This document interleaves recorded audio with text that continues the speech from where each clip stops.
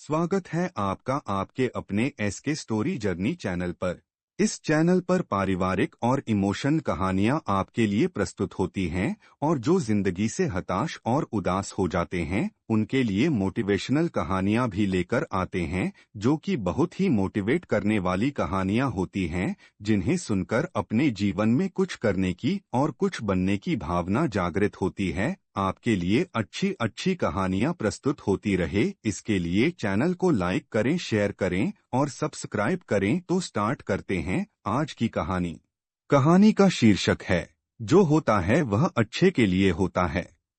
एक बार की बात है, एक राजा तलवार बाजी कर रहा था तो अचानक से उसके अंगुली में कट लग गया। तो पास खड़ा मंत्री अचानक बोल उठा, राजा साहब चिंता ना करें, जो होता है अच्छे के लिए होता है। यह सुनते ही राजा को गुस्सा आ जाता है। राजा उस मंत्री को कारागृह में बंद करने का आदेश दे देता है और बोलता है, इसको फांसी पर चढ़ा दिया जाए।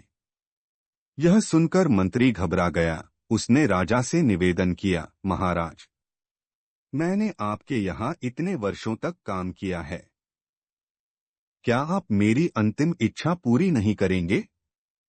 राजा बोला, ठीक है, बताओ क्या है तुम्हारी अंतिम इच्छा? मंत्री बोला, कृपया मुझे 10 दिन का समय दीजिए, उसके बाद आप मुझे जो चाहे वो सजा दे दीजिए। राजा ने उसकी अंतिम इच्छा मान ली।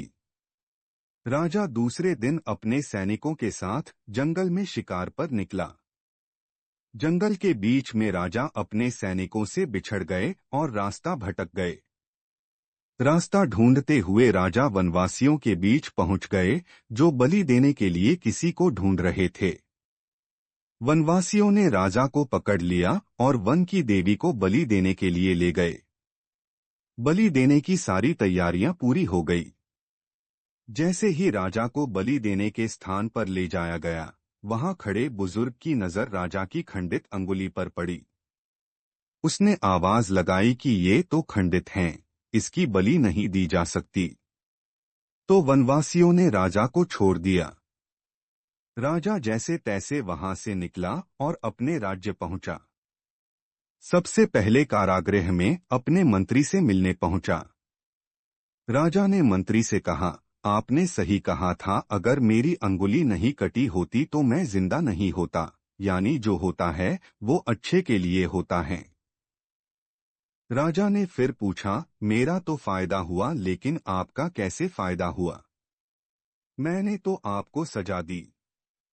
मंत्री बोला, मैं आपके साथ शिकार पर हमेशा रहता हूँ, उस दिन भी रहता, लेकिन मेरे खंडित नहीं होने के कारण मेरी बलि चढ़ जाती, इसलिए मेरे साथ भी जो हुआ अच्छा हुआ। राजा प्रसन्न हुआ, लेकिन छोटी सी बात पर मंत्री को सजा देने का दुख भी हुआ। इसलिए राजा ने मंत्री को कारागृह से निकालकर फिर से अपने साथ रख लिया। दोस्तों, अपने जीवन में भी बहुत से उतार चढ़ाव आते रहते हैं। कभी कभी कुछ चीजें मन मुताबिक नहीं होती हैं। इस कारण से कभी निराश नहीं होना चाहिए।